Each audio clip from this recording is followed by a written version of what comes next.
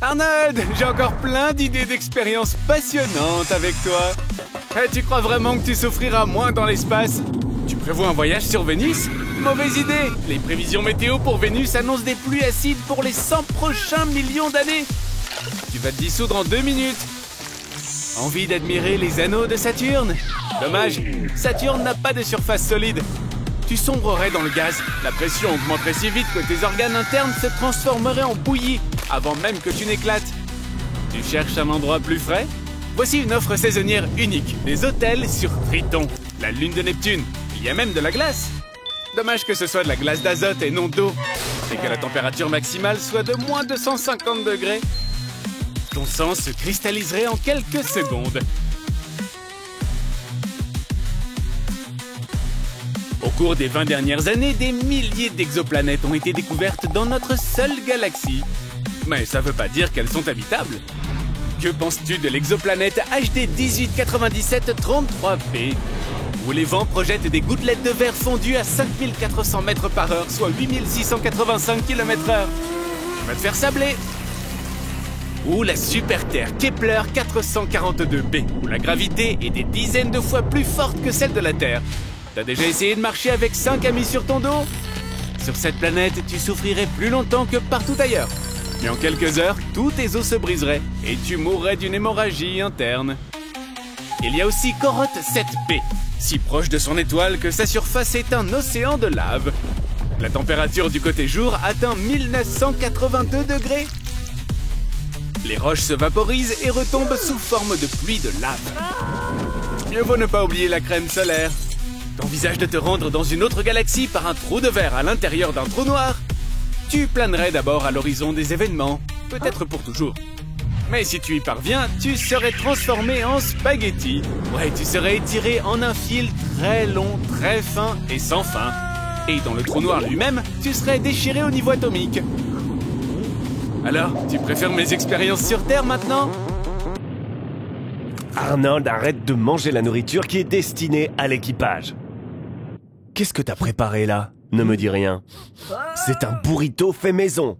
Tu l'as préparé pour les astronautes? La fusée s'est amarrée avec succès à la SSI. Prépare-toi. Pour ouvrir la porte, tu dois appuyer sur le bouton vert. Dans 3, 2, 1... Le bouton vert! Arnold! Vert! J'ai un doute sur le fait que les astronautes vont se précipiter à ta rescousse. Après ce que tu as fait avec la nourriture. T'as assez d'air pour 8 heures. D'une manière ou d'une autre, tu vas devoir te rendre à la SSI par toi-même. Remuer ton corps ne servira à rien. Même si tu cours comme Sonic le hérisson, ton corps restera ici même. Donc, voici de véritables conseils pour bouger dans l'espace. La première option est d'utiliser l'air de ton réservoir d'oxygène. Dans ce tube, l'air circule à une vitesse de 50 km par seconde.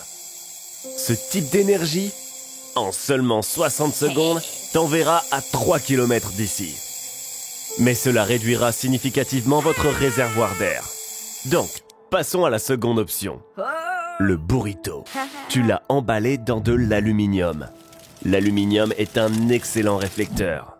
Si tu fais une petite voile avec la feuille, les particules de lumière réfléchiront dessus. Cela te donnera un élan te permettant de bouger à travers l'espace. Tu as entendu ce que je viens de te dire sur la voile? Fils de poubelle. Ouh, on peut se servir de ça aussi.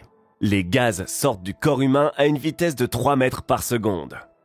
Ils peuvent remplir un ballon entier en un jour. Vous avez juste à trouver un moyen de les laisser sortir. Arnold, que fais-tu?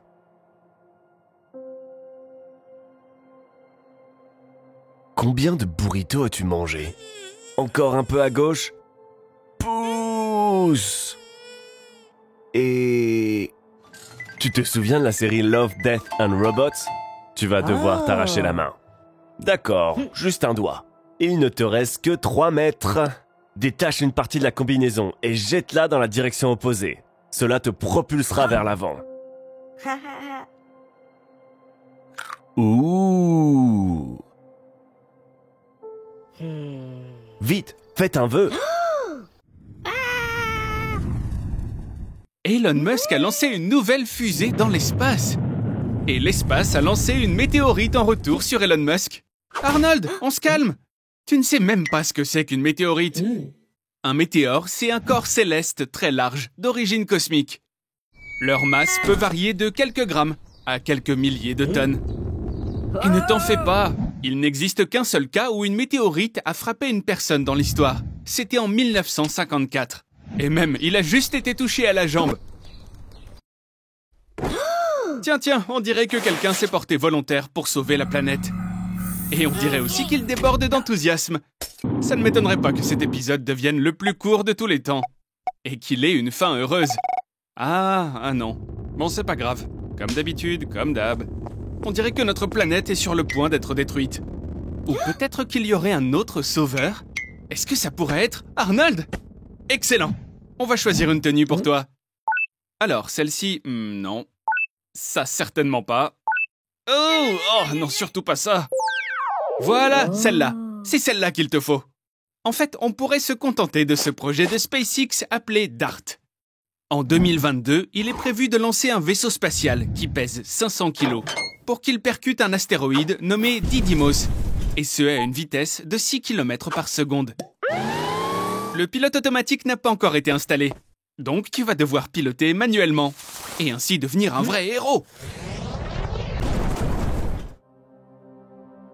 Oh waouh!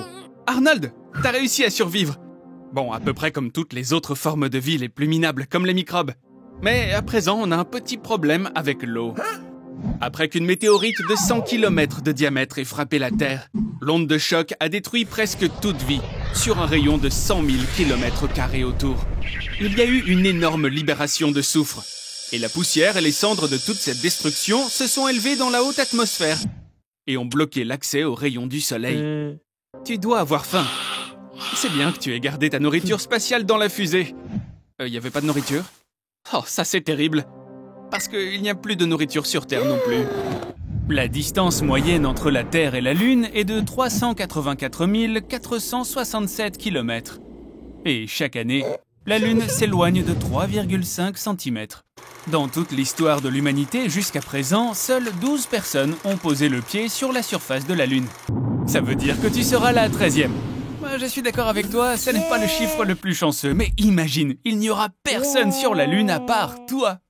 Tu n'es pas vraiment en vacances à Miami ici. La température est de moins 173 degrés Celsius.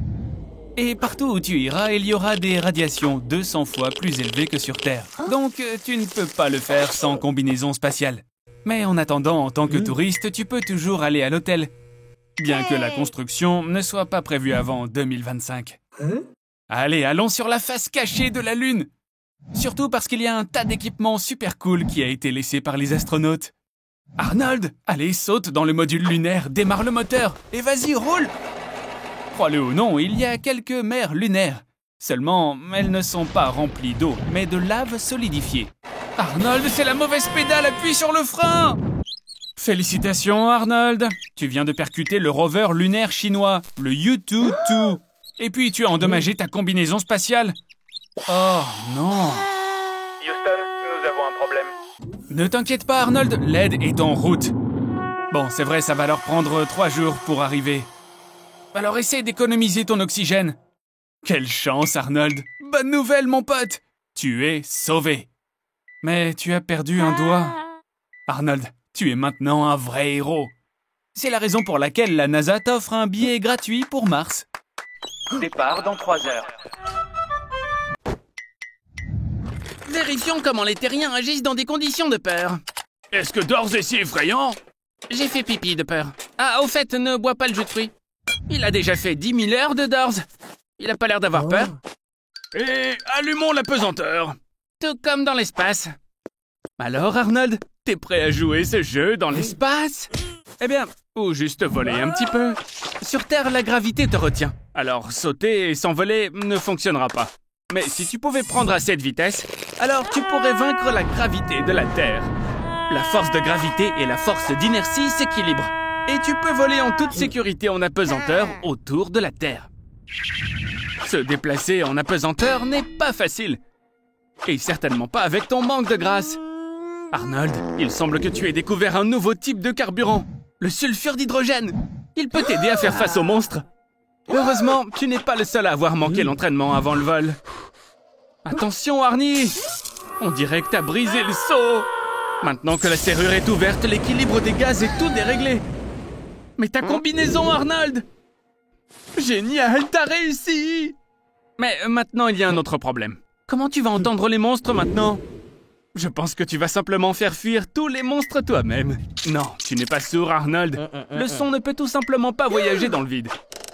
Le son se déplace par vagues. Un objet qui vibre transmet sa vibration aux molécules ou particules voisines. Dans l'espace, les molécules d'air sont si éloignées les unes des autres qu'elles ne peuvent pas transmettre les vibrations. Pas d'air, pas de son. Alors il vaudrait mieux rester dans le placard. Tant qu'on te laisse faire, en tout cas. Houston, on a un problème. Est-ce que c'est la dernière porte? Je me demande bien ce qu'il y a derrière. Arnold, attends, c'est pas encore fini! Maintenant, c'est terminé. Voici Arnold. Et il a l'air d'avoir faim. Arnold, regarde! C'est toi! C'est celui du futur. Attends, Arnold! Il n'a pas besoin de tes vêtements. Il a besoin de ton aide. C'est pour ça que tu pars dans le futur en l'an 2050. Oh là là, ça n'est pas vraiment le futur radieux auquel on pourrait s'attendre. C'est vrai, en 2050, la Terre souffre énormément du réchauffement climatique. La population totale de la planète est passée à plus de 10 milliards d'habitants. Et cette surpopulation a provoqué une pénurie d'eau douce. T'imagines ça? La planète est au bord de la destruction. Et qu'est-ce qu'ils font tous? Ils se battent pour du Pepsi. Bon, revenons à notre mission. En l'an 2050, tout le monde porte des implants cybernétiques. Et compte tenu du fait que les drones ennemis peuvent détecter les implants à une distance de 10 km, toi, petit Arnold, tu es la personne la plus indétectable et invulnérable en l'an 2050. Tu es celui qui va aider à changer le cours de la guerre. Soldats, rassemblez-vous. Et donc, Arnold, l'ennemi a été repéré au nord. Mais le chemin est bloqué par des canons électromagnétiques. À la place des classiques projectiles, il tire des impulsions électriques.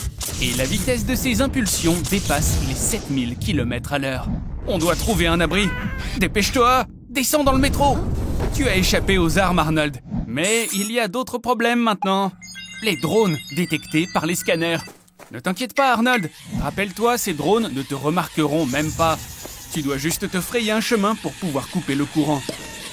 Bien joué, Arnold. Le futur n'était pas encore prêt pour des gens comme toi. Continue, mon pote. Tu y es presque. Il est temps d'atteindre la surface. Arnold, il y a beaucoup d'ennemis autour de nous. C'est ça, utilise l'exocombinaison. Avec ça, tu pourras devenir un super soldat. Et tu pourras parcourir de longues distances sans même te fatiguer. Et il y a encore mieux que ça, toute activité physique pourra devenir 20 fois plus facile qu'avant. Je vois qu'on ne peut plus t'arrêter maintenant, Arnold. Bon, il ne reste plus qu'à savoir comment on se sert de toutes ces commandes. Arnold, non! Tu viens de tuer ta propre version du futur. Ok, bon, pas le temps de se lamenter. Tes ennemis arrivent. Tu as un lance-flamme, utilise-le! Oh ouais, je crois que personne n'a jamais pensé qu'un jour ça pourrait arriver à Hollywood. Arnold, attention! Une fusée! Arnold? Arnold! Est-ce que ça va? Arnold, tu as été gravement blessé. Alors les docteurs t'ont fait une petite mise à jour. Tu es maintenant comme un sous-neuf. Mais il y a un tout petit problème. À présent, nous avons besoin d'un soldat sans implant. Et tu dois voyager dans le temps pour pouvoir le trouver. Et voici notre volontaire. Amène-le au portail. Pas ça très pratique si tu décides de mourir maintenant. J'ai tellement d'autres idées d'expérience avec toi. Mais peut-être qu'on pourrait transférer ta conscience sur une clé USB. Je me demande combien de gigaoctets on aurait besoin. Je sais que c'est difficile à croire, mais le cerveau d'Arnold a une densité de mémoire énorme. Sa capacité est l'équivalent d'environ 2,5 millions de gigaoctets. Et pour cela, nous aurons besoin de 2500 disques durs d'un volume de 1 téraoctet chacun. Abonne-toi et like cette vidéo pour apprendre d'autres faits intéressants comme celui-là. Pauvre petit bonhomme. T'inquiète pas, Arnie. Bientôt, tu seras un cyborg. Mi-robot, mi-humain. Et alors, tu n'auras plus peur de rien du tout. En revanche, tout le monde aura peur de toi. Hasta la vista, baby. Une grande partie du cerveau est occupée par divers processus vitaux. Même pour libérer une flatulence, des millions de neurones sont nécessaires. Le volume de la mémoire sémantique, c'est-à-dire les informations sous forme de symboles, les connaissances sur le monde, est nettement inférieur au volume total. Par exemple, pour apprendre tout l'anglais, il ne faut que 12 mégaoctets. Ne t'inquiète pas, Arnold, on a réussi à transférer toutes les données de ton cerveau. Bon, il faut dire que c'était rapide, il n'y en avait pas tant que ça. Tout a tenu sur une seule clé USB. J'en ai même profité pour installer quelques nouvelles fonctions.